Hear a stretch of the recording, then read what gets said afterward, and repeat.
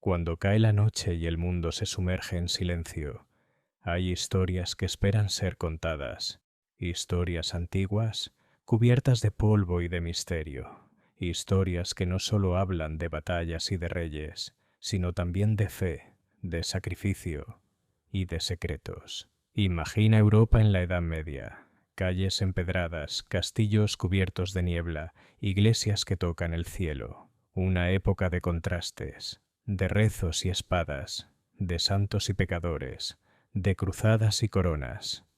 En ese mundo nació una orden diferente a todas las demás, una hermandad vestida de blanco, marcada con una cruz roja, cuyos miembros rezaban como monjes, pero luchaban como soldados.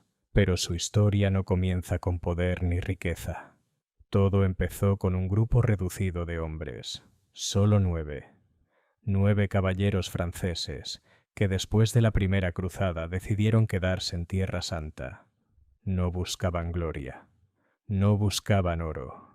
Su propósito era sencillo y profundo: proteger a los peregrinos cristianos que viajaban a Jerusalén. Caminos largos, llenos de peligros, bandidos, emboscadas, violencia. Aquellos caballeros ofrecían su espada como escudo y su alma como guía.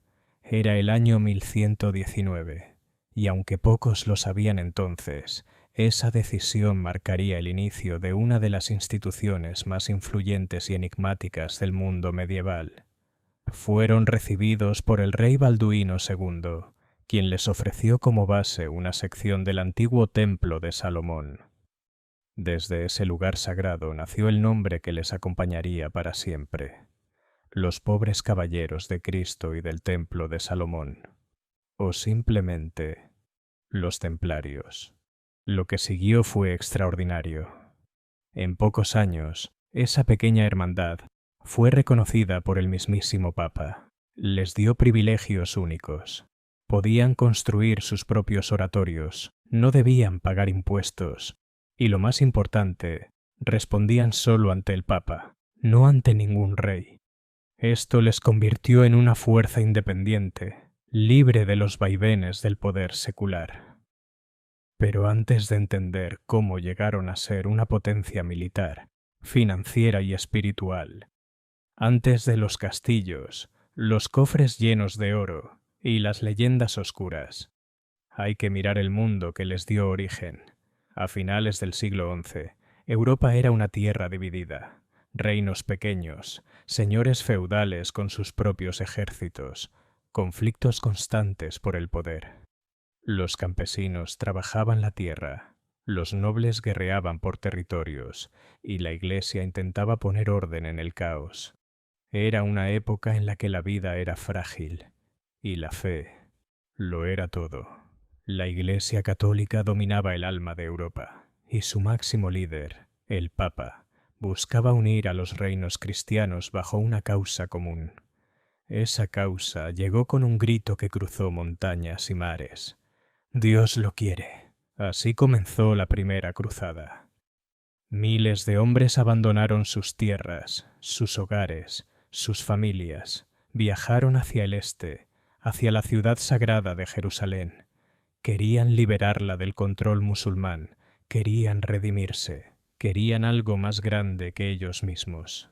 Cuando hablamos del poder templario, es fácil pensar en fortalezas imponentes, en caballeros blindados y en rutas de peregrinos protegidas por espadas justicieras. Pero existe una dimensión muchas veces ignorada que fue, sin exagerar, el verdadero nervio de la expansión templaria: el mar. Los templarios no solo cruzaban océanos, los dominaban. Desde muy temprano comprendieron que la seguridad de sus enclaves en Tierra Santa dependía de algo más que murallas. Dependía de líneas de abastecimiento constantes, eficaces y protegidas. Así nació una flota que no solo fue útil, fue imprescindible. En puertos como Acre, Tiro y Jaffa, los templarios no improvisaron. Construyeron bases navales con astilleros, depósitos de víveres, pozos y talleres. Se aseguraron de que sus naves pudieran ser reparadas, abastecidas y preparadas en cuestión de días. Esa eficiencia era poco común incluso para las flotas estatales. Pero para ellos no era opcional, era una cuestión de supervivencia. Sus barcos, principalmente galeras y cocas, eran robustos, maniobrables y adaptados tanto al transporte como al combate.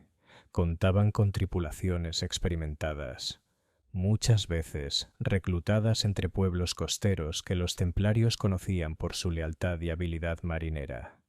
A bordo, la disciplina era tan estricta como en tierra: oración, vigilancia y obediencia. El mar no era excusa para el desorden. Los templarios emplearon sus barcos no solo para mover tropas, los usaron para evacuar civiles, transportar reliquias e incluso para interceptar embarcaciones enemigas. Tenían una pequeña armada y sabían usarla. Durante momentos críticos, como la caída de Jerusalén o los asedios sobre Acre, su flota fue la única vía de escape para centenares de refugiados. No menos importante era su función informativa. En un mundo sin telégrafos ni mensajeros confiables, los templarios usaban sus barcos para enviar noticias entre Oriente y Europa. Esta red naval era el equivalente medieval a una línea de comunicaciones segura, rápida, protegida y fiable. Los registros muestran que sus barcos podían llegar desde Limassol a Marsella en pocas semanas. Una proeza considerando los peligros de navegación, los piratas y las inclemencias del clima. Pero los templarios lo lograban gracias a una mezcla de planificación, mapas detallados y capitanes con experiencia.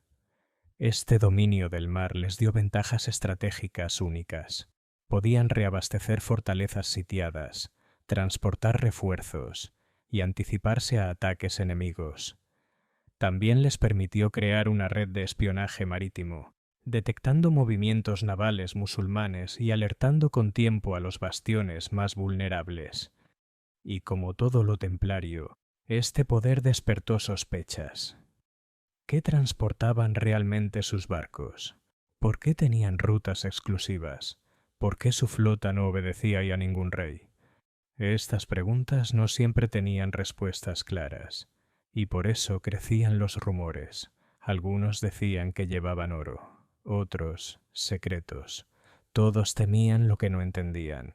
Si el mar les daba alas, el dinero les daba raíces, y no cualquier dinero.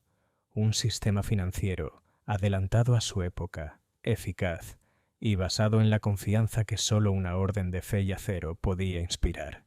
Los templarios no inventaron la banca, pero la refinaron. Cuando un noble emprendía una peregrinación, podía depositar su oro en París y retirarlo en Jerusalén, sin llevar monedas, sin temor a ladrones, solo con un documento templario sellado y firmado. Esta práctica revolucionó los viajes, el comercio y la guerra. Las encomiendas templarias eran algo más que residencias. Funcionaban como oficinas bancarias, registraban ingresos, entregaban préstamos y ofrecían depósitos con seguridad total. Y su red de contabilidad, basada en copias duplicadas y supervisión cruzada, evitaba fraudes y errores. Los templarios ofrecían préstamos con interés moderado, pero disfrazado bajo conceptos aceptados por la Iglesia, evitando así el pecado de usura. Estos créditos financiaron desde obras públicas hasta campañas militares. Su clientela incluía a campesinos, nobles, mercaderes y reyes. Uno de sus mayores clientes fue Felipe IV de Francia. Durante años el monarca almacenó su tesoro en la sede templaria de París. Cuando necesitaba liquidez, pedía préstamos, y cuando sus deudas crecieron, también lo hizo su resentimiento. Pero antes de esa traición, los templarios gestionaban sumas inmensas, administraban herencias, mantenían registros notariales y ofrecían seguridad jurídica. Nadie dudaba de ellos. Su palabra valía más que la firma de muchos señores feudales. La orden acumuló riquezas, sí, pero esas riquezas no se invertían en lujos personales, Se usaban para fortificar enclaves, alimentar a los pobres, pagar soldados y comprar armas. Su riqueza era funcional, no ostentosa. Y eso los distinguía. Mientras otros vivían entre banquetes y torneos, ellos contabilizaban granos, gestionaban granjas y custodiaban cofres. Su ascetismo financiero resultaba envidiable y peligroso. En muchos casos, los templarios actuaban como árbitros financieros entre reinos, controlaban el flujo de dinero entre Inglaterra y Castilla, o entre Génova y Jerusalén. Eran intermediarios confiables, neutrales y discretos. Este rol los colocaba en el centro de la política internacional. Su influencia trascendía fronteras, y eso, para un mundo basado en lealtades territoriales, era casi herejía. Pero la verdadera amenaza no era teológica, era económica. La red templaria funcionaba con tal eficiencia que competía con los sistemas fiscales de las monarquías. Y eso, para reyes con arcas vacías y ambiciones sin límite, era intolerable.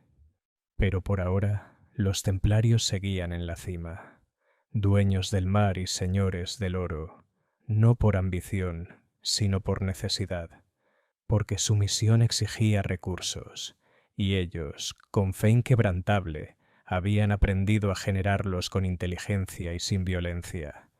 Así se convirtió una orden de monjes en la entidad financiera más sofisticada de su tiempo, y en el blanco de todas las envidias que pronto les pasarían factura. En 1099 lo lograron. Jerusalén cayó en manos cristianas, pero no fue el final, fue solo el comienzo, porque mantener aquel lejano reino no sería tarea fácil. La distancia, los enemigos, el clima, todo jugaba en contra. Los peregrinos seguían llegando, y los peligros también. En los caminos los ataques eran frecuentes, así que esos 9 caballeros tomaron una decisión que cambiaría para siempre el equilibrio del poder en la cristiandad. Juraron obediencia, castidad y pobreza, pero también juraron proteger, y con cada peregrino que llegaba sano y salvo a Jerusalén, su leyenda crecía. Lo que comenzó como un acto de fe se convirtió en una estructura poderosa, organizada, disciplinada, devota, una mezcla que el mundo nunca había visto. Pero no nos adelantemos, porque todo eso vendría después. Por ahora imagina a esos primeros templarios. Las comidas eran sobrias y en silencio, a menudo acompañadas de lecturas espirituales.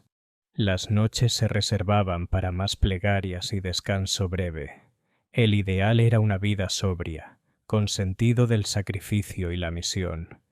Pero con el tiempo, aquella sobriedad inicial conviviría con una estructura de poder cada vez más compleja. Los templarios, aunque operaban en Oriente, comenzaron a tejer una red internacional en Europa.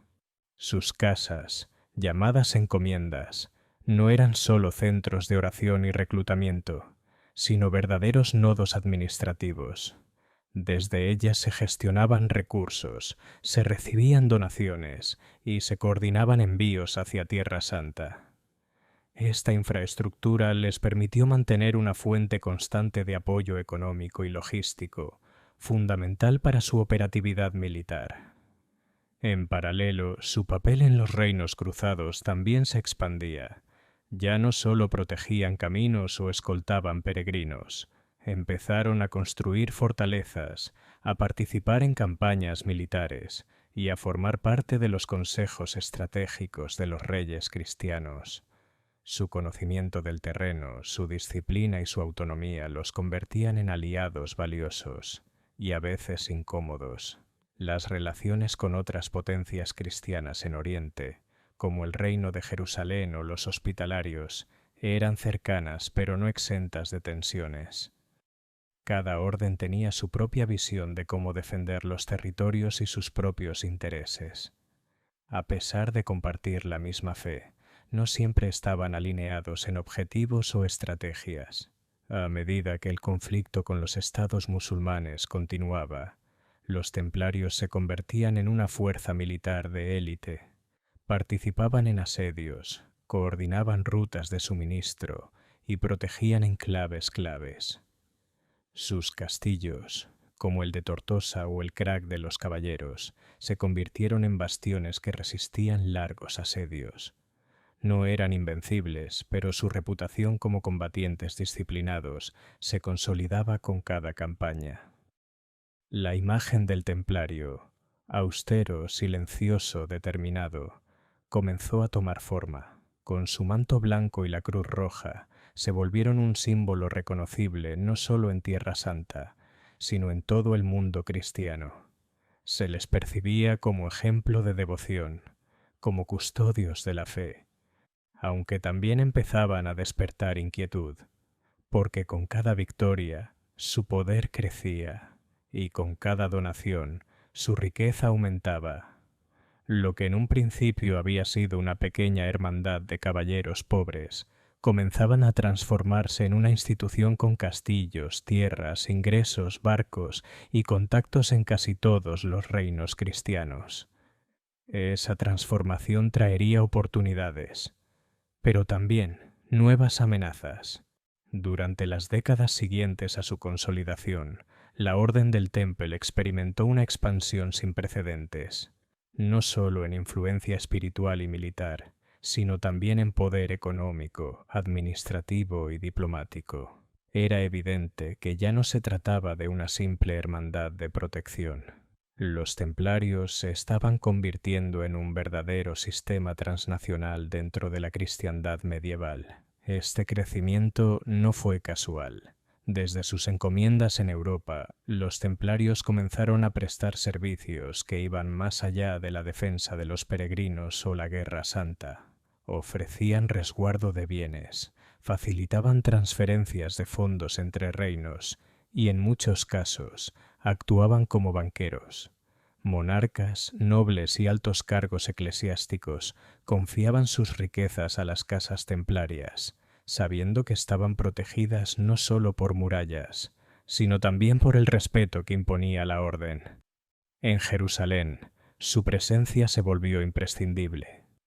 El Templo de Salomón, donde mantenían su sede original, se convirtió en símbolo y centro de operaciones. Desde allí, coordinaban escoltas, gestionaban correspondencia y planeaban campañas defensivas. Su autoridad crecía, no solo por su rol militar, sino por su capacidad para mantener el orden en tiempos de inestabilidad. A medida que se expandían, la estructura interna de la orden también se sofisticaba. El Gran Maestre, figura máxima de autoridad, supervisaba operaciones desde Jerusalén o, cuando las circunstancias lo requerían, desde otras sedes temporales. Bajo su mando, una red de maestres provinciales y comendadores organizaban las actividades regionales. Cada decisión importante se tomaba en capítulo y las reglas seguían rigiendo la vida diaria con firmeza. Sin embargo, este poder no estaba exento de desafíos. Las tensiones en Tierra Santa se intensificaban. Los estados cruzados sufrían ataques constantes y los templarios, al igual que los hospitalarios y otras fuerzas, se veían obligados a mantener una defensa cada vez más costosa. Las alianzas se volvieron más frágiles. Los reinos europeos, que en el pasado enviaban cruzadas masivas, comenzaron a mirar hacia adentro, enfrascados en conflictos internos o en la consolidación de sus propios territorios. Esto dejaba a la Orden del Temple con una carga cada vez mayor. Sin refuerzos suficientes desde Europa, debían sostener sus fortalezas, proteger rutas y participar en batallas sin el respaldo de grandes ejércitos cruzados. Los recursos seguían fluyendo desde Occidente, pero la presión sobre los caballeros en Oriente era cada vez más intensa. En este contexto, su papel evolucionó. Aunque seguían siendo una fuerza de combate, comenzaron a especializarse en operaciones logísticas, inteligencia, diplomacia y fortificación. La construcción de castillos no solo respondía a la defensa, sino a una estrategia de control territorial y resistencia a largo plazo. A nivel espiritual, seguían fieles a su vocación original. Las horas del día estaban marcadas por oraciones, meditaciones y ritos internos. Pero vivir entre la oración y la espada requería un equilibrio mental y emocional nada sencillo. Muchos hermanos debían alternar entre la calma del rezo y la brutalidad del combate, entre el voto de pobreza y la administración de fortunas, entre la vida comunitaria y la obediencia a una jerarquía estricta. Ese contraste permanente moldeó una identidad única. Ni monjes tradicionales, ni caballeros convencionales. Los templarios eran algo distinto. Una tercera vía. Una figura nueva en la historia medieval. El monje guerrero, cuya existencia desafiaba las categorías habituales del mundo cristiano. Durante estos años, su reputación en Europa alcanzó su punto más alto. Eran vistos como el muro que contenía al Islam en Tierra Santa, como los defensores de los lugares sagrados y como ejemplo de disciplina y entrega.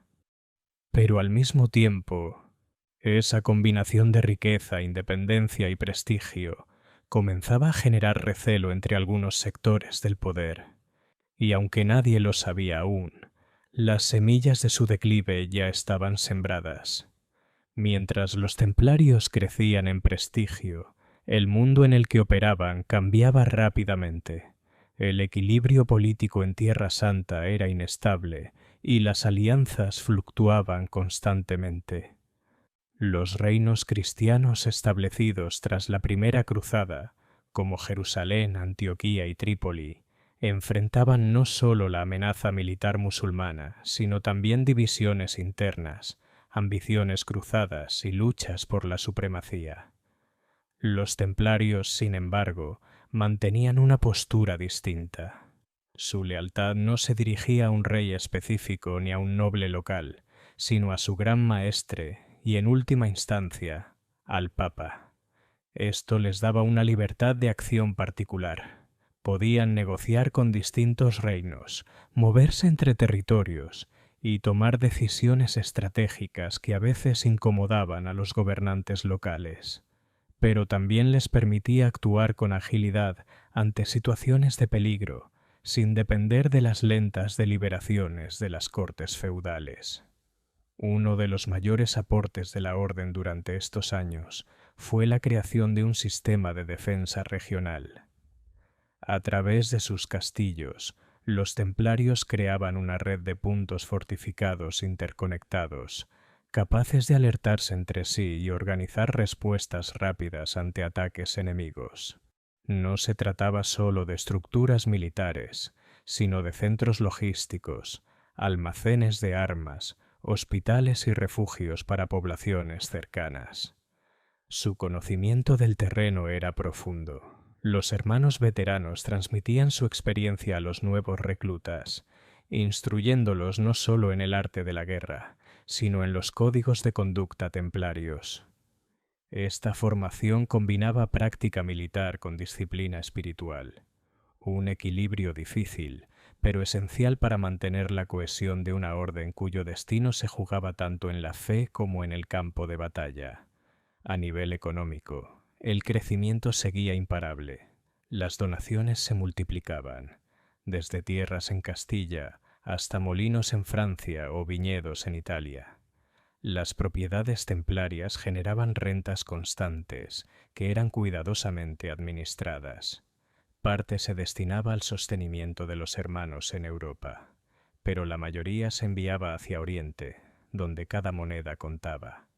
Esa transferencia continua de riqueza, por rutas marítimas o caravanas terrestres, fue lo que convirtió a la Orden en una fuerza autosuficiente, menos dependiente de la voluntad de los reyes. En Europa esto no pasaba desapercibido. Aunque la imagen de los templarios seguía siendo positiva, ciertos sectores empezaban a observar con preocupación su creciente influencia. Había monasterios con menos tierras que una sola encomienda templaria. Había nobles endeudados con la orden, y había príncipes que veían en los templarios una fuerza paralela, difícil de controlar. Pero aún era pronto para hablar de conflictos.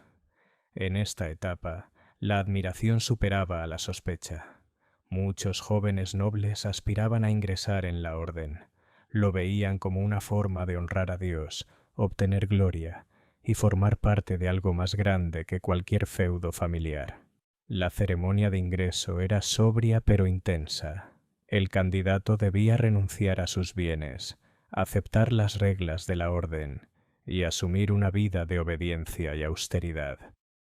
Una vez aceptado, pasaba a formar parte de una hermandad indisoluble, regida por la lealtad, el silencio y la misión. Por todo esto, al llegar a mediados del siglo XII, la Orden del Temple ya no era simplemente un grupo de caballeros piadosos. Se había transformado en una estructura compleja, multinacional, con intereses múltiples y una base ideológica profundamente arraigada. Y aunque sus fundadores jamás lo imaginaron, lo que habían iniciado como una humilde misión de protección a los peregrinos se había convertido en uno de los pilares del mundo cruzado. La siguiente etapa mostraría hasta dónde llegaría su influencia y qué precio pagarían por ello. A comienzos del siglo XII, Jerusalén era un punto de encuentro y tensión constante. Tras la primera cruzada, los reinos cristianos se habían establecido en tierras ajenas, rodeados de poblaciones musulmanas y en medio de rutas comerciales, caravanas religiosas y ocasionales revueltas. A pesar del éxito inicial de los cruzados, la situación distaba de estar bajo control. Los peregrinos llegaban en masa desde Europa, impulsados por la fe, por promesas de indulgencia o por un deseo profundo de ver los lugares sagrados con sus propios ojos. Pero el viaje era largo, caro y peligroso, y una vez en Tierra Santa, el peligro no terminaba. Bandidos, asaltantes de caminos y grupos hostiles atacaban a los viajeros en zonas desprotegidas. Las rutas entre Jaffa, Cesarea y Jerusalén estaban llenas de amenazas. Fue en este contexto donde un grupo reducido de caballeros decidió actuar. No se trataba de nobles buscando gloria en batalla, sino de hombres que sentían un llamado distinto.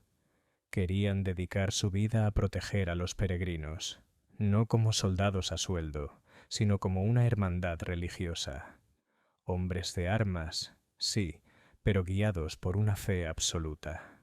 Hugo de Payns, un noble francés con experiencia militar y profunda convicción espiritual, fue el líder de esta iniciativa.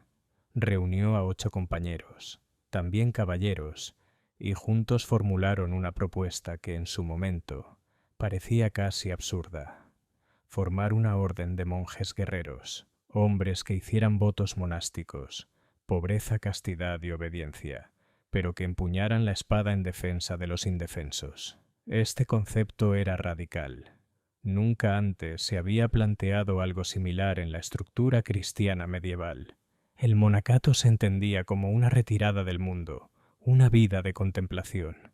La guerra, por el contrario, implicaba violencia, riesgo y contacto constante con lo mundano. ¿Cómo reconciliar ambos caminos? Sin embargo, la necesidad era real, y la propuesta fue recibida con interés. El rey Balduino II de Jerusalén, comprendiendo el valor de una fuerza autónoma y devota, les ofreció alojamiento en una parte del Palacio Real, ubicado en la explanada del antiguo Templo de Salomón.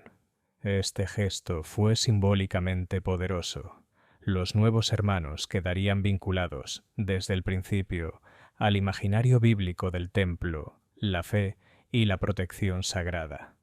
Así nació lo que pronto sería conocido como la Orden de los Pobres Compañeros de Cristo y del Templo de Salomón, un nombre largo que más tarde sería abreviado simplemente como los Templarios.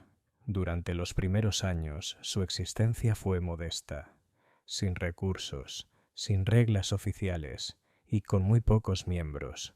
Se mantenían gracias a pequeñas donaciones, cumplían su labor de escolta entre Jerusalén y la costa, y vivían con austeridad extrema. Dormían en común, compartían ropas y comida, y seguían una rutina monástica adaptada a su rol militar. No tenían aún un respaldo institucional claro, no pertenecían formalmente a ninguna regla monástica existente, y su estatus dentro del clero o del ejército no estaba bien definido. Sin embargo, su reputación comenzó a crecer. Los peregrinos hablaban de ellos. Los obispos empezaron a verlos con respeto, y sobre todo, su ejemplo comenzaba a inspirar. Fue entonces cuando buscaron algo crucial: reconocimiento oficial por parte de la Iglesia. Hugo de Payns viajó a Europa, dejando Jerusalén por primera vez desde la fundación de la Hermandad. Su objetivo era claro: conseguir que el Papa aprobara la creación de la Orden, y que esta aprobación viniera acompañada de reglas, privilegios eclesiásticos y protección canónica. El viaje fue largo y complejo, pero culminó en 1129, durante el Concilio de Troyes, cuando la Iglesia aprobó formalmente la existencia de la Orden del Temple. San Bernardo de Claraval, una de las figuras más influyentes del cristianismo de la época, fue clave en este proceso. Su apoyo no solo legitimó la idea, sino que la dotó de un marco espiritual profundo. San Bernardo veía en los templarios un nuevo ideal de cristianismo activo, un modelo de santidad que no huía del mundo, sino que lo enfrentaba con coraje y fe. Para él, el caballero del templo no luchaba por gloria ni riqueza, sino por amor a Dios y al prójimo. Su espada era herramienta de justicia, no de ambición. Este respaldo espiritual fue determinante. Con la aprobación papal, la Orden del Temple comenzó a recibir donaciones masivas en tierras, oro, edificios y privilegios. Lo que había empezado como un grupo de 9 hombres se transformó, en pocos años, en una institución en expansión. Las reglas fueron escritas, inspiradas en la regla de San Benito, adaptadas a las exigencias del combate y organizadas con precisión. Los templarios tendrían jerarquía interna, ritos de admisión, normas de conducta estrictas y una identidad clara. Vestirían de blanco como símbolo de pureza. Llevarían la cruz roja como señal de entrega total. Y con ese marco comenzaron a llegar los hermanos desde toda Europa.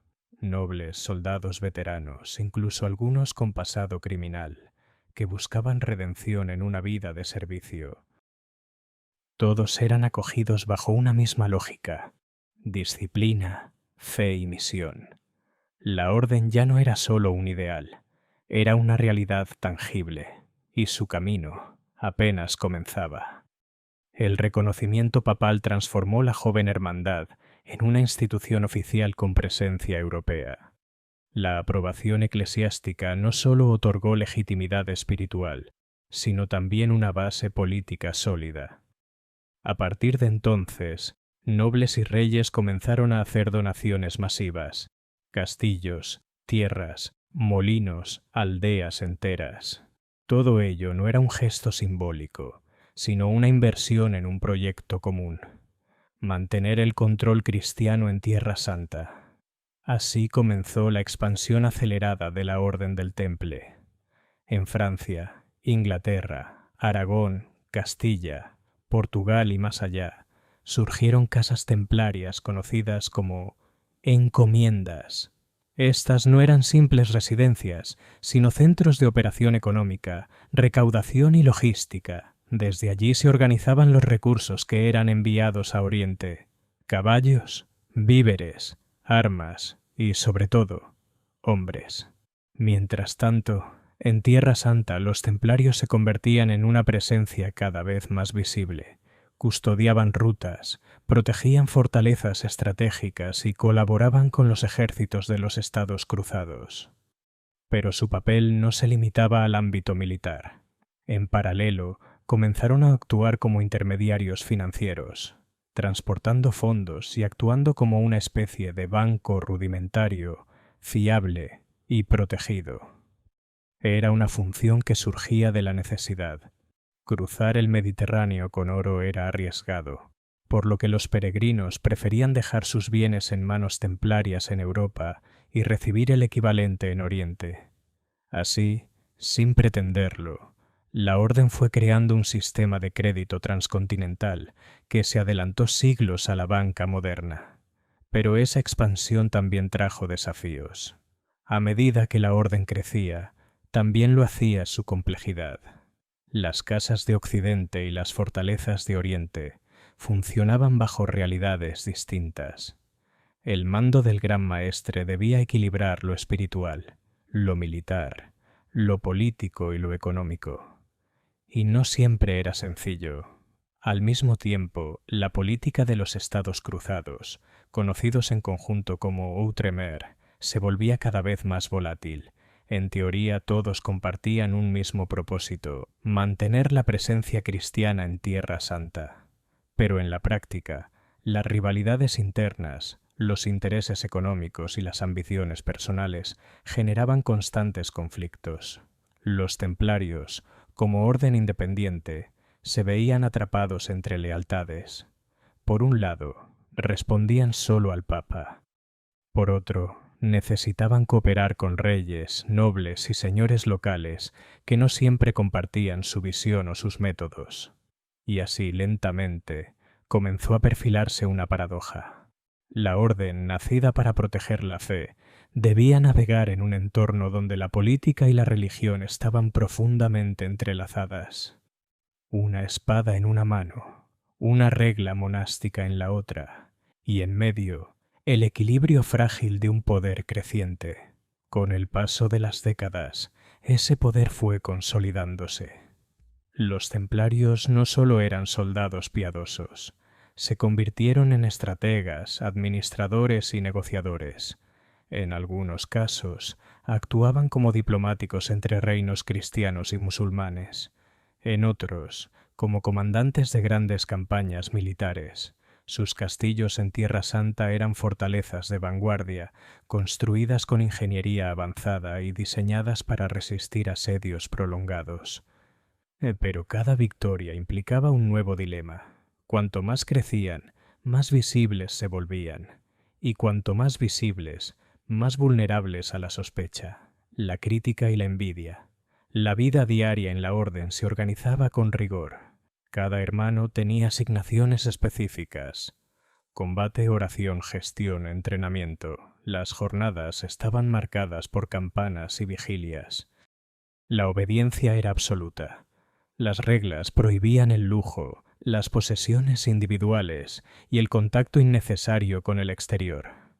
El ideal del templario era doble: guerrero y monje. Pero esa combinación, tan poderosa en teoría, generaba tensiones en la práctica. Algunos miembros se adaptaban con entusiasmo, otros con dificultad. No todos estaban preparados para el nivel de disciplina exigido, y aunque la regla permitía castigos, la orden también ofrecía apoyo: veteranos que guiaban a los nuevos, supervisores que corregían con paciencia. La expansión internacional continuaba. Las encomiendas europeas generaban ingresos que mantenían el esfuerzo bélico en Oriente. Los templarios aprendieron a gestionar vastas redes de producción: cosechas, ganado, comercio. Su sistema funcionaba con eficiencia notable, casi industrial para los estándares medievales. Y aún así, la misión original seguía clara: la defensa de Tierra Santa. Cada castillo mantenido, cada escolta realizada, cada emboscada evitada a peregrinos, reforzaba esa vocación. Pero el equilibrio era frágil. La estabilidad de Outremer dependía no solo de la fuerza militar, sino de alianzas políticas, acuerdos religiosos e incluso pactos con líderes musulmanes. Los templarios participaban en ese juego diplomático, a veces con éxito, otras veces como peones involuntarios de decisiones ajenas. En ese escenario, la orden comenzó a ser vista con recelo por algunos. Su independencia molestaba a ciertos reyes, su riqueza provocaba envidia, su red internacional escapaba del control local. Y aunque nada de eso amenazaba aún su existencia, eran señales de futuras tensiones. Hacia finales del siglo XII, la figura del templario ya no era sólo la de un protector del peregrino, era también la de un actor geopolítico, y esa transformación, aunque inevitable, marcaría el inicio de una nueva etapa. Una etapa donde el poder, la lealtad y la fe serían puestos a prueba una y otra vez. En los primeros años tras la conquista de Jerusalén, los reinos cruzados habían logrado consolidar su presencia en la región. El reino de Jerusalén, junto con los principados de Antioquía, Trípoli y Edesa, componía lo que se conocía como Outremer, la tierra de ultramar. Estos estados latinos eran enclaves cristianos en medio de un mundo musulmán, sostenidos por constantes refuerzos desde Europa y una red de alianzas tan frágil como indispensable. La estabilidad en Outremer no dependía solo de la fuerza militar. Requería diplomacia constante, alianzas cambiantes, pactos con enemigos circunstanciales y equilibrios internos entre poderes cruzados. Los templarios, con su condición de orden autónoma, tenían un papel singular en este escenario. Su obediencia directa al Papa los colocaba fuera de la jerarquía feudal local. No estaban subordinados ni al rey de Jerusalén, ni a los nobles latinos, ni a los patriarcas eclesiásticos. Esto les daba libertad de acción, pero también los convertía en una fuente constante de tensión. A menudo, las decisiones templarias chocaban con las de otros poderes cristianos. Había ocasiones en que rechazaban participar en campañas que consideraban estratégicamente erradas. Otras veces, firmaban treguas por su cuenta con líderes musulmanes, buscando preservar fortalezas o rutas clave. Esta autonomía generaba conflictos con monarcas que veían a la orden como un estado dentro del estado. En paralelo, los templarios mantenían relaciones complejas con las otras órdenes militares, especialmente los hospitalarios. Aunque compartían objetivos generales, competían por recursos, influencia y prestigio. En más de una ocasión, sus disputas internas pusieron en riesgo campañas cruciales. Dentro de las ciudades cruzadas, la presencia templaria era notable. Controlaban barrios completos, administraban recursos y en ocasiones actuaban como jueces en sus propios tribunales. Su castillo en Jerusalén, situado sobre el antiguo templo de Salomón, era tanto una fortaleza como un centro de poder simbólico. Allí se reunía el Gran Maestre con su consejo y desde allí se planificaban movimientos clave en la región. Pero si algo caracterizaba la política de Outremer era su inestabilidad. Las alianzas entre reinos cruzados eran efímeras, marcadas por rivalidades dinásticas, intereses económicos y conflictos de autoridad. Algunos nobles europeos, al llegar a Tierra Santa, veían con desprecio a quienes llevaban años defendiendo esas tierras y pretendían imponer sus propias estrategias.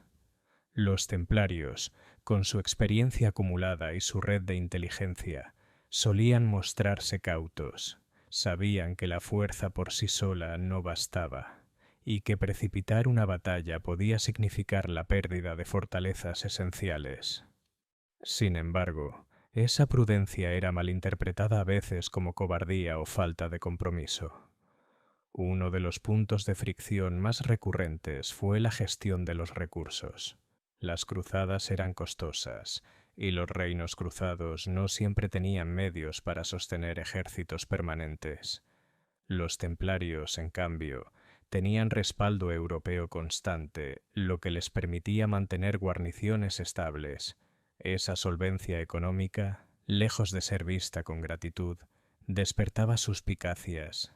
Algunos veían en la orden una potencia con ambiciones propias. Se rumoreaba que aspiraban a gobernar Jerusalén por su cuenta, o que manipulaban alianzas para sus fines. Nada de esto se comprobó, pero el simple hecho de que pudiera creérsele revelaba el nivel de tensión que existía. A medida que avanzaba el siglo XII, el equilibrio en Outremer se volvió cada vez más precario. Las ofensivas musulmanas eran más organizadas, los refuerzos europeos más esporádicos y las divisiones internas más agudas. En ese contexto, los templarios redoblaron su presencia en el frente, fortificaron castillos, mejoraron sus rutas de abastecimiento y reforzaron su disciplina. También se volvieron más selectivos en sus intervenciones, conscientes de que un error estratégico podía tener consecuencias irreparables. Y, sin embargo, seguían siendo un blanco fácil para las críticas. Cuando una batalla se perdía, se les culpaba por no haber hecho más. Cuando se ganaba, se minimizaba su participación. Su prestigio era grande, pero su reputación siempre estaba bajo escrutinio. El equilibrio entre el deber religioso y la realidad política era cada vez más difícil de mantener. Pero los templarios persistían. Su convicción, alimentada por una misión que trascendía el éxito inmediato, los mantenía firmes. Y así, mientras Outremer comenzaba a mostrar las grietas de su decadencia, la orden seguía creciendo, adaptándose y preparándose para lo que intuían como un futuro cada vez más incierto. La vida dentro de la Orden del Temple no se regía solo por el fervor religioso o el compromiso militar. Se estructuraba a través de una regla estricta, redactada inicialmente por Bernardo de Claraval y el primer gran maestre, Hugo de Payens, y aprobada en el Concilio de Troyes en 1129. Esta regla, compuesta inicialmente por 72 artículos y luego ampliadas a más de 600, definía con rigurosidad todos los aspectos de la vida templaria, desde cómo debía vestirse un caballero hasta qué se podía comer y cuándo se debía orar. Cada gesto, cada decisión diaria estaba regulada con detalle. La vestimenta, por ejemplo, debía ser simple. Una túnica blanca como símbolo de pureza, con la cruz paté roja sobre el pecho. No se permitían adornos ni telas lujosas. El calzado debía ser funcional y las armas, aunque pulidas, sin ostentación. La alimentación seguía normas de frugalidad. 2 comidas al día, con ayunos frecuentes y abstinencia de carne varios días a la semana. El silencio durante las comidas era obligatorio, roto solo por lecturas religiosas.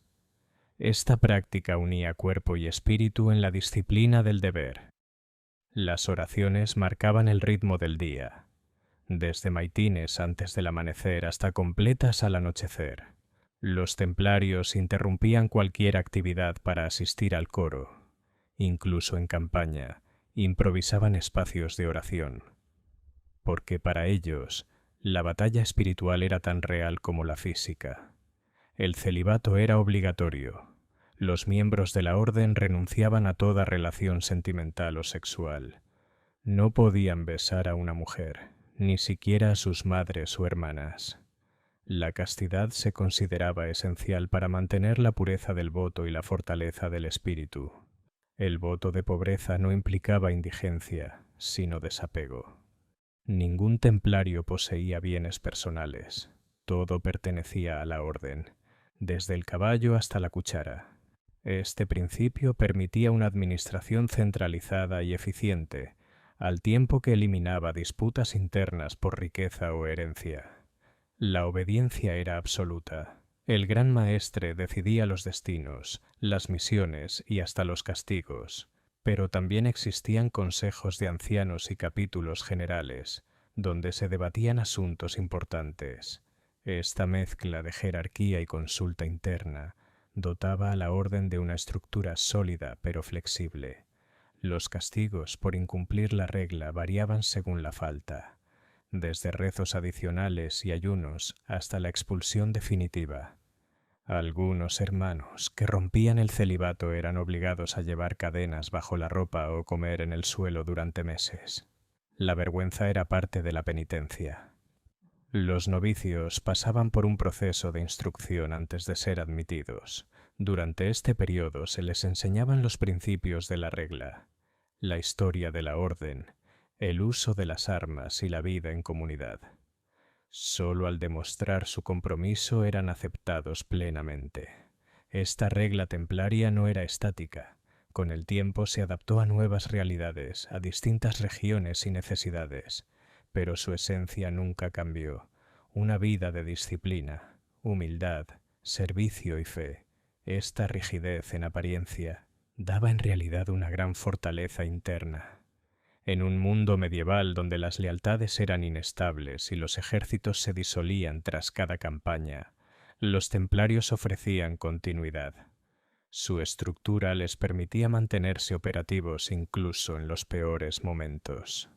La regla era más que un conjunto de normas. Era el alma de la orden, su columna vertebral. Y durante décadas fue la razón por la cual miles de hombres abandonaron sus vidas anteriores para vestir el blanco hábito de los caballeros del Temple. La expansión del poder templario no fue un accidente, sino el resultado de una estrategia constante, disciplinada y sorprendentemente moderna. Desde sus orígenes humildes, como un pequeño grupo de caballeros dedicados a proteger peregrinos, la orden creció hasta convertirse en una de las instituciones más influyentes del mundo medieval.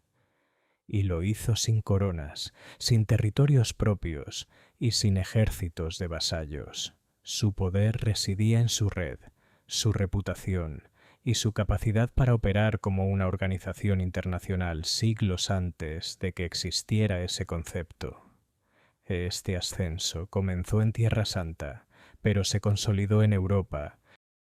Era una economía espiritual, pero profundamente pragmática. La clave de este crecimiento fue su independencia. Al no responder a señores locales, podían negociar directamente con monarcas y papas. Al no tener descendencia, sus bienes no se fragmentaban con herencias.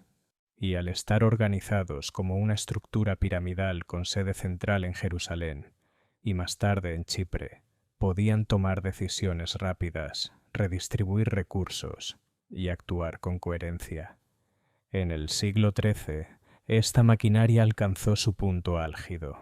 Los templarios eran árbitros de disputas entre nobles, prestamistas de reyes, guardianes de tesoros regios. Su sede en París funcionaba como un banco central informal. Allí se guardaban documentos, reliquias y fortunas enteras. Los reyes confiaban en ellos más que en sus propios nobles. A todo esto se sumaba su aura. La cruz roja sobre el manto blanco era sinónimo de honor, disciplina y mística.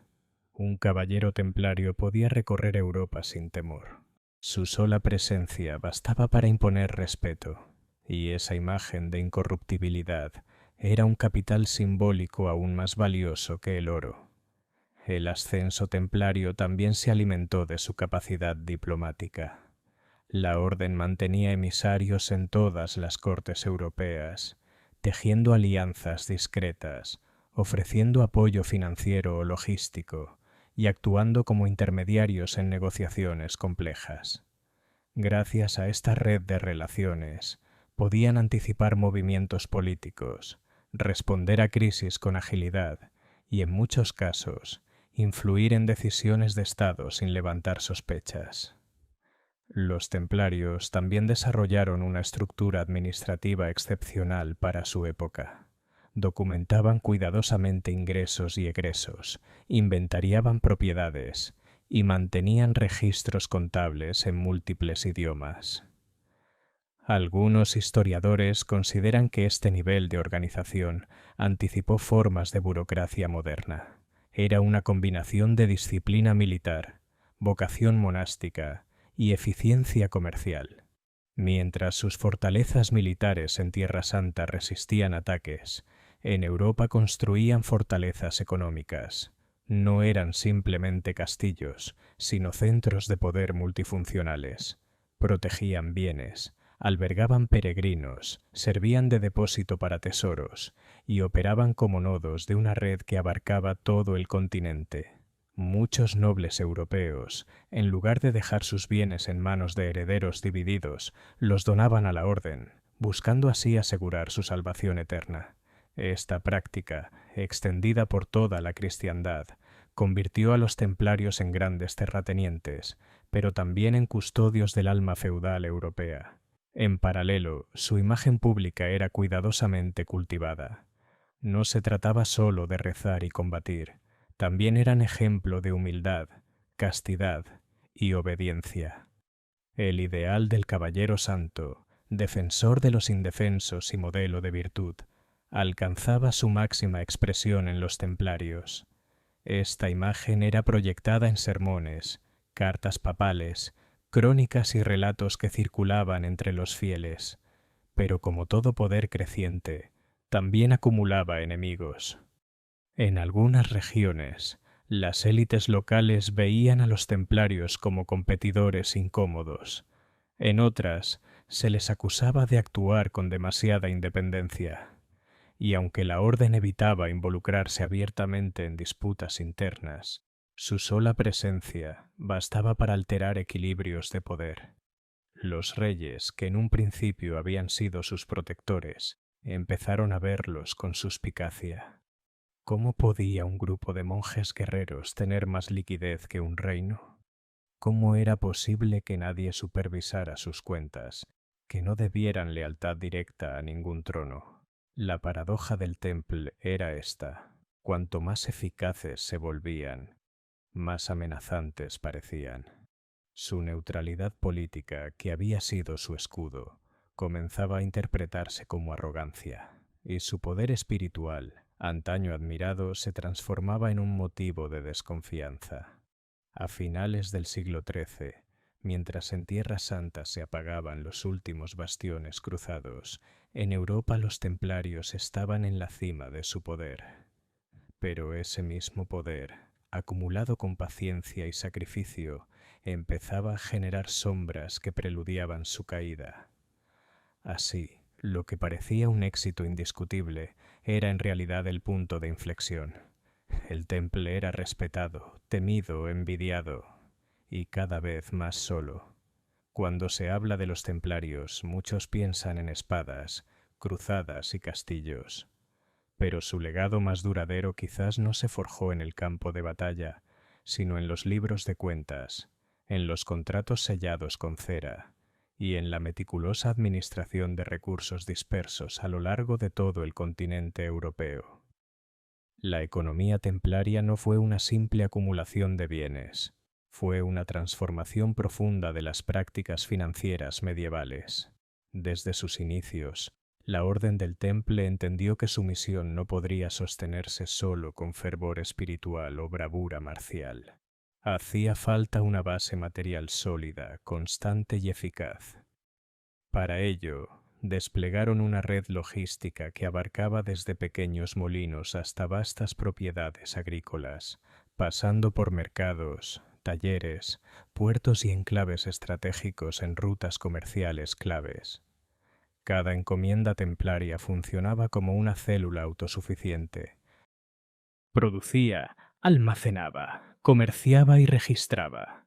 Se cultivaban cereales, se criaban animales, se generaban excedentes, y estos excedentes no quedaban estancados, eran transportados a zonas deficitarias dentro del sistema templario. Así, la orden generaba estabilidad donde otros vivían en ciclos de hambrunas y excesos. El sistema templario incluía normas internas estrictas sobre administración. Cada transacción se registraba, cada ingreso era auditado y cada gasto requería autorización.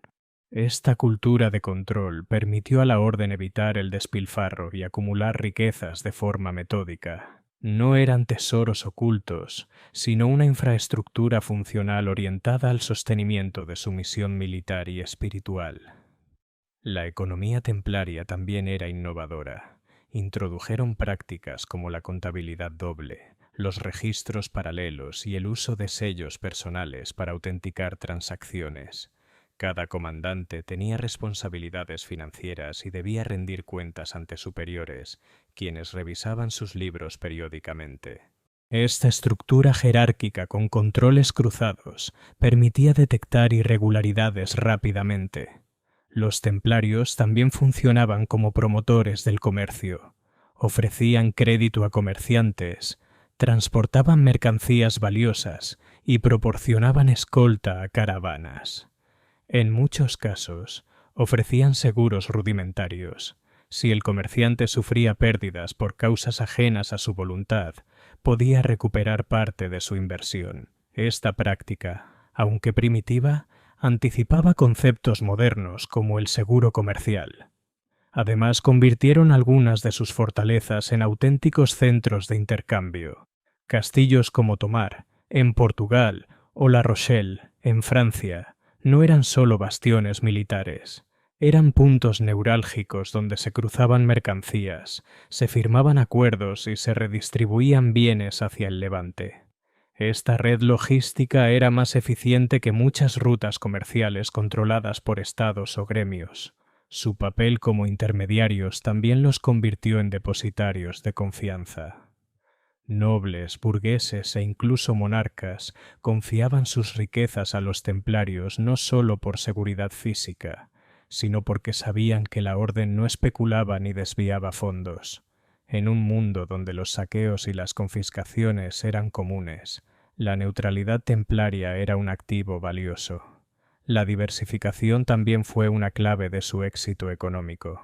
Invirtieron en molinos de agua, en la producción de sal, en la elaboración de vino y en la cría de caballos de guerra. Algunos enclaves incluso explotaban minas o controlaban el comercio de lana. Esta amplitud de actividades garantizaba ingresos regulares y protegía a la orden de las crisis localizadas. La relación entre economía y espiritualidad también jugaba un papel fundamental. A diferencia de otros órdenes o señores feudales, los templarios veían la gestión económica como parte integral de su vocación. Administrar con justicia, evitar la codicia, repartir excedentes a los necesitados, todo formaba parte de su disciplina espiritual. No acumulaban por ambición, sino por deber. Este modelo económico no solo les permitió sostener sus campañas en Tierra Santa, sino también influir en la política europea. Muchos reyes dependían de sus préstamos, y en tiempos de crisis acudían a sus arcas como última salvación. Esta dependencia generó respeto, pero también temor, y con el tiempo, envidia, porque la economía templaria tan eficiente, tan disciplinada, también generaba incomodidad. Rompía con el caos feudal, con la improvisación nobiliaria. Era un orden dentro del desorden, una red supranacional que no obedecía más que al Papa y a sus propios estatutos. Y eso, para muchos, era inaceptable. Alejados del bullicio de los mercados y de las intrigas palaciegas, los templarios llevaban una existencia marcada por la rutina, el silencio y la obediencia. Su vida cotidiana, aunque menos espectacular que sus gestas militares, era la verdadera columna vertebral de la orden. En esa vida diaria, entre rezos y entrenamientos, se forjaba el temple que les daba nombre. Cada día comenzaba antes del amanecer. El primer llamado a la oración rompía el silencio nocturno, y los hermanos se alineaban en la capilla para entonar salmos. No había discursos ni arengas, solo la voz colectiva, armoniosa y solemne, elevando plegarias a Dios. Después de rezar, un breve desayuno frugal, pan duro, agua o vino rebajado, y en ocasiones una pieza de fruta seca. El resto del día se dividía en bloques. Una parte estaba destinada al entrenamiento militar, manejo de espada, equitación, simulacros de combate. Otra parte, a labores prácticas, cultivar la tierra, reparar equipo, mantener la limpieza de la fortaleza. Los templarios no eran nobles mimados, todos trabajaban. La obediencia era absoluta. Cada orden debía cumplirse sin cuestionamientos. La disciplina no era una sugerencia, era una forma de vida. Los castigos por negligencia o desobediencia eran severos, pero raramente injustos. La justicia interna era rápida, precisa y pública. Nadie estaba por encima de la regla. Las comidas eran en silencio. Un lector recitaba pasajes religiosos mientras los hermanos comían en largas mesas de madera. No se hablaba, no se reía. El cuerpo se alimentaba mientras el alma meditaba. Esa era la lógica templaria: austeridad y reflexión. Durante la noche las guardias se rotaban, incluso en tiempo de paz. La vigilancia era constante. La posibilidad de ataque nunca se descartaba, y cada hermano debía estar listo para luchar en cualquier momento. La espada descansaba al lado del lecho. Las habitaciones eran colectivas, frías y simples. Camas de madera, mantas de lana y ninguna decoración. Las posesiones personales estaban limitadas al mínimo. Un rosario, una Biblia, quizá una reliquia modesta. La riqueza estaba en el espíritu, no en los objetos. Pero no todo era rigidez. También había momentos de fraternidad, charlas en los talleres, juegos sencillos durante los descansos y la alegría contenida durante festividades religiosas. En Pascua o Navidad se permitían ciertos lujos: carne, vino sin diluir, dulces, pero siempre dentro de los márgenes de la moderación. La vida del templario era un equilibrio constante entre oración y preparación militar. No eran monjes comunes, ni soldados corrientes. Eran ambas cosas a la vez, y esa doble naturaleza se reflejaba en cada rincón de su día. Además, la vida cotidiana también implicaba aprendizaje. Los templarios estudiaban mapas, idiomas, medicina básica. Algunos aprendían árabe o griego, útiles en las tierras orientales. Otros se formaban en contabilidad para gestionar encomiendas. El saber era parte de su arsenal, y en medio de todo esto, el vínculo entre hermanos era profundo. No compartían solo techo y pan, sino propósito. Morían juntos, rezaban juntos, y en muchos casos eran enterrados juntos. Esta fraternidad era su mayor fortaleza. Así transcurría la vida diaria de aquellos hombres que eligieron servir no a un rey, sino a un ideal. Cada jornada repetida, cada gesto disciplinado, era una ofrenda, porque en la repetición encontraban sentido y en el deber encontraban paz. El fragor del combate, el estandarte al viento y la certeza de luchar por una causa divina fueron parte del paisaje cotidiano para los templarios. Desde sus primeros años, la orden se convirtió en la punta de lanza de las cruzadas. No eran simplemente escoltas de peregrinos, fueron líderes en las más importantes batallas por Tierra Santa. Y lo que los diferenciaba de cualquier otro ejército no era su armamento ni su valentía, sino su disciplina inquebrantable y su convicción espiritual. Los primeros enfrentamientos en los que participaron marcaron la reputación de la orden. Uno de los más destacados fue el sitio de Ascalón en 1153. La ciudad, último bastión musulmán en la costa sur de Palestina, resistía ferozmente. Fue entonces cuando los templarios, liderados por el gran maestre Bernard de Tremelaye, se lanzaron contra un muro recién abierto por un bombardeo. 40 caballeros lo siguieron. Pero su ímpetu no fue respaldado por el resto del ejército, y todos murieron combatiendo dentro de la ciudad. Aunque la acción fue tildada por algunos de imprudente, otros la vieron como la máxima expresión del voto de entrega total. Días después la ciudad cayó, pero la leyenda de los mártires ya estaba escrita. Más adelante, en la célebre batalla de Montgisart en 1177, los templarios demostraron su eficacia en campo abierto. Saladino, el gran estratega musulmán, avanzaba con un ejército muy superior. El joven rey Balduino IV, el llamado rey leproso, apenas contaba con unos centenares de caballeros. Pero entre ellos estaban 80 templarios liderados por Odo de Saint-Amand. En un ataque sorpresa, la caballería templaria destrozó el flanco enemigo, generando el caos en las líneas de Saladino. Aquel día la fe y la táctica vencieron a la superioridad numérica.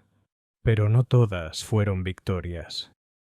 En 1187, la catástrofe llegó en forma de arena y fuego.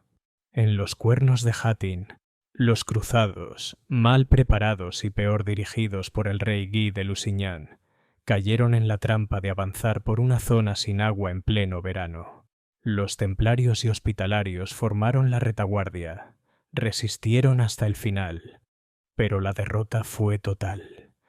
Además, la vida cotidiana también implicaba aprendizaje. Los templarios estudiaban mapas, idiomas, medicina básica. Algunos aprendían árabe o griego, útiles en las tierras orientales. Otros se formaban en contabilidad para gestionar encomiendas. El saber era parte de su arsenal. Y en medio de todo esto, el vínculo entre hermanos era profundo. No compartían solo techo y pan, sino propósito. Morían juntos, rezaban juntos, y en muchos casos eran enterrados juntos. Esta fraternidad era su mayor fortaleza. Así transcurría la vida diaria de aquellos hombres que eligieron servir no a un rey, sino a un ideal. Cada jornada repetida, cada gesto disciplinado, era una ofrenda, porque en la repetición encontraban sentido y en el deber encontraban paz. El fragor del combate, el estandarte al viento y la certeza de luchar por una causa divina fueron parte del paisaje cotidiano para los templarios. Desde sus primeros años, la orden se convirtió en la punta de lanza de las cruzadas. No eran simplemente escoltas de peregrinos, fueron líderes en las más importantes batallas por Tierra Santa. Y lo que los diferenciaba de cualquier otro ejército no era su armamento ni su valentía, sino su disciplina inquebrantable y su convicción espiritual. Los primeros enfrentamientos en los que participaron marcaron la reputación de la orden. Uno de los más destacados fue el sitio de Ascalón en 1153. La ciudad, último bastión musulmán en la costa sur de Palestina, resistía ferozmente. Fue entonces cuando los templarios, liderados por el gran maestre Bernard de Tremblay, se lanzaron contra un muro recién abierto por un bombardeo. 40 caballeros lo siguieron, pero su ímpetu no fue respaldado por el resto del ejército, y todos murieron combatiendo dentro de la ciudad. Aunque la acción fue tildada por algunos de imprudente, otros la vieron como la máxima expresión del voto de entrega total. Días después, la ciudad cayó, pero la leyenda de los mártires ya estaba escrita. Más adelante, en la célebre batalla de Montgisart, en 1177, los templarios demostraron su eficacia en campo abierto. Saladino, el gran estratega musulmán, avanzaba con un ejército muy superior. El joven rey Balduino IV, el llamado rey leproso, apenas contaba con unos centenares de caballeros, pero entre ellos estaban 80 templarios liderados por Odo de Saint-Amand. En un ataque sorpresa, la caballería templaria destrozó el flanco enemigo, generando el caos en las líneas de Saladino. Aquel día, la fe y la táctica vencieron a la superioridad numérica, pero no todas fueron victorias. En 1187, la catástrofe llegó en forma de arena y fuego. En los cuernos de Hattin, los cruzados, mal preparados y peor dirigidos por el rey Guy de Lusignan, cayeron en la trampa de avanzar por una zona sin agua en pleno verano. Los templarios y hospitalarios formaron la retaguardia. Resistieron hasta el final, pero la derrota fue total. Capturados, los caballeros templarios fueron ejecutados por orden de Saladino.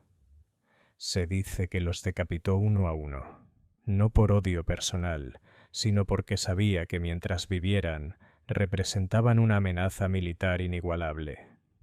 Tras esa derrota, Jerusalén cayó, y la llamada a una nueva cruzada no se hizo esperar. En la tercera cruzada, Los templarios fueron el brazo derecho de Ricardo Corazón de León. Acompañaron al rey inglés en sus marchas, ofrecieron inteligencia sobre el terreno y, en más de una ocasión, salvaron a sus tropas del desastre. En la batalla de Arsuf, por ejemplo, resistieron las provocaciones musulmanas hasta que Ricardo dio la orden. Entonces, su carga fue devastadora. Lo más impactante es cómo esta vocación de guerra y oración se mantenía en equilibrio. Antes de cada batalla, los templarios rezaban. No gritaban arengas ni prometían botines. Solo pedían perdón, se confesaban y montaban a caballo. Sabían que podían morir, pero también creían, con una fe imperturbable, que esa muerte les abriría las puertas del cielo. El poder templario y el de los Estados Cruzados estaban íntimamente ligados. Cuando uno empezó a declinar, arrastró inevitablemente al otro. El siglo XIII marcó un cambio profundo. Las cruzadas ya no eran una causa sagrada para toda Europa. Se habían convertido en herramientas políticas. Los reyes preferían guerrear entre sí que unir fuerzas por Tierra Santa. Y mientras tanto, en Oriente, el enemigo se fortalecía. Los mamelucos, antiguos esclavos guerreros entrenados para la guerra, se hicieron con el poder en Egipto. Bajo líderes como Baibars, desplegaron campañas sistemáticas para recuperar territorio. No se trataba de incursiones caóticas, sino de estrategias bien pensadas.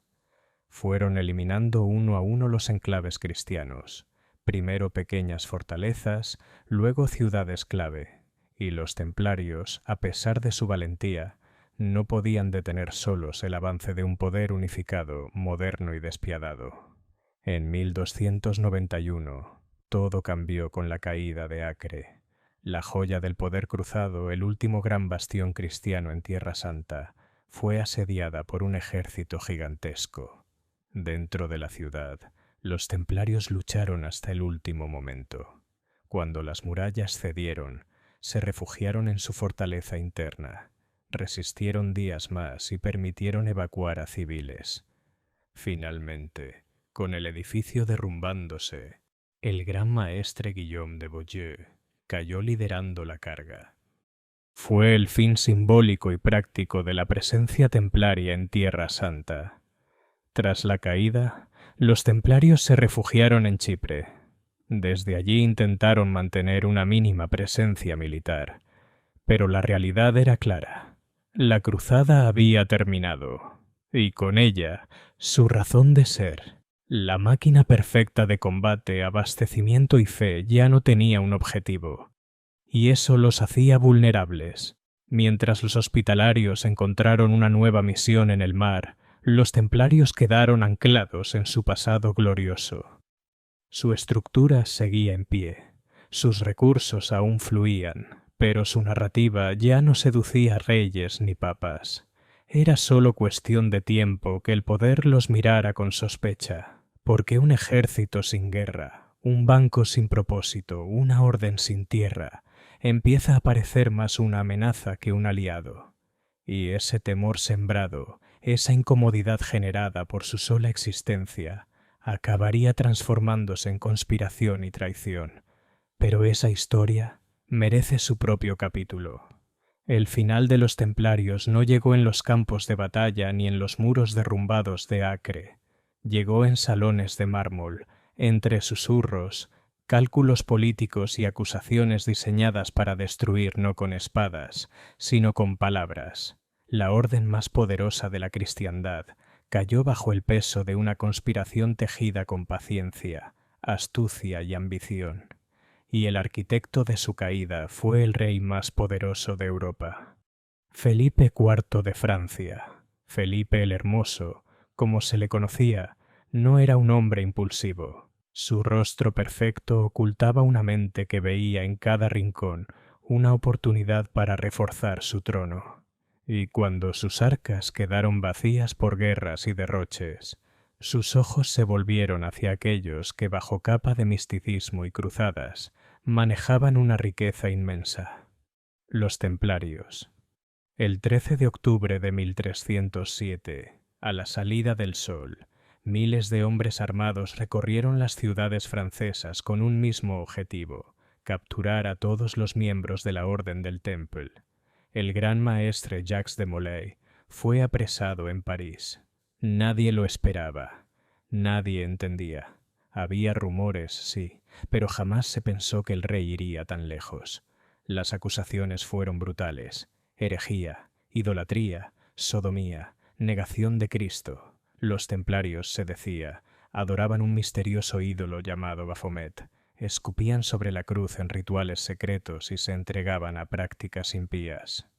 No importaba que sus enemigos no hubiesen demostrado nada en 2 siglos. No importaba que muchas de esas prácticas jamás hubieran sido mencionadas antes. Lo que importaba era que ahora esas palabras venían con el sello del rey. Para muchos, todo esto no era más que una coartada. Felipe debía grandes sumas a la orden. Al destruirla, no solo eliminaba la deuda, también se quedaba con sus propiedades. Y para lograrlo, no dudó en usar tortura, chantaje y miedo. Bajo tormento, algunos templarios confesaron. Otros murieron antes de hablar. Jacques de Molay resistió durante años, negando las acusaciones, hasta que, obligado por el dolor, firmó una confesión, pero en un giro final, durante su juicio público, se retractó. Frente a una multitud en París, proclamó la inocencia de la orden y la suya propia. Fue condenado de inmediato. Esa misma noche fue llevado a una isla en el Sena y quemado vivo. Las llamas lo envolvieron mientras, según las crónicas, lanzaba una maldición al rey y al papa, que ambos lo siguieran ante Dios en menos de un año. Y así fue. Clemente V murió meses después. Felipe, poco después de él. Capítulo 13. Legado y conclusión. Los templarios desaparecieron como institución, pero su huella quedó impresa en la historia. Lo que comenzó como una pequeña fraternidad de 9 caballeros, juramentados para proteger peregrinos en Tierra Santa, terminó siendo uno de los símbolos más potentes del poder medieval. Pero más allá del mito, su verdadero legado se ramifica en múltiples direcciones. Desde el punto de vista militar, fueron pioneros. Supieron combinar el ideal monástico con la disciplina bélica. Crearon fortificaciones impenetrables, sistemas logísticos que cruzaban continentes y una red de comunicación que anticipaba a cualquier ejército feudal. Su manera de luchar inspiró a otras órdenes, y sus castillos aún dominan el paisaje desde Escocia hasta Siria. En lo financiero, fueron aún más revolucionarios. Inventaron mecanismos de transferencia de dinero que permitieron mover fondos entre regiones sin riesgo físico. Funcionaban como un banco internacional en una era sin fronteras. Los reyes depositaban sus tesoros en manos templarias porque sabían que ahí estaban seguros. Sin proponérselo, sentaron las bases del sistema bancario moderno. Su caída también dejó una enseñanza oscura, que incluso la organización más poderosa puede ser destruida si el poder político decide hacerlo. Su proceso fue un precedente de los juicios inquisitoriales, de las purgas políticas y de la manipulación jurídica para justificar lo injustificable. El uso de la tortura para arrancar confesiones y la creación de una narrativa falsa pero efectiva marcó un antes y un después. Y sin embargo, quizás su legado más persistente está en la cultura, porque tras su destrucción nació el mito. Se habló de tesoros escondidos, de conocimiento oculto, de pactos secretos. Se les vinculó con la masonería, con el Santo Grial, con reliquias sagradas y mapas de continentes perdidos. Su historia, a la vez trágica y fascinante, se convirtió en alimento para la imaginación. Hoy, el símbolo de la Cruz Roja sobre fondo blanco sigue siendo reconocible. Representa entrega, fe, misterio. En museos, novelas, videojuegos y películas, su imagen permanece. Y mientras lo haga, la Orden del Temple, de algún modo, sigue viva. No en fortalezas, sino en la memoria colectiva. Porque los templarios fueron más que guerreros. Fueron una idea, una estructura, una visión del mundo. Y esas, como bien sabían, no mueren con el cuerpo, mueren solo si se las olvida. Y a ellos, el mundo aún no los ha olvidado.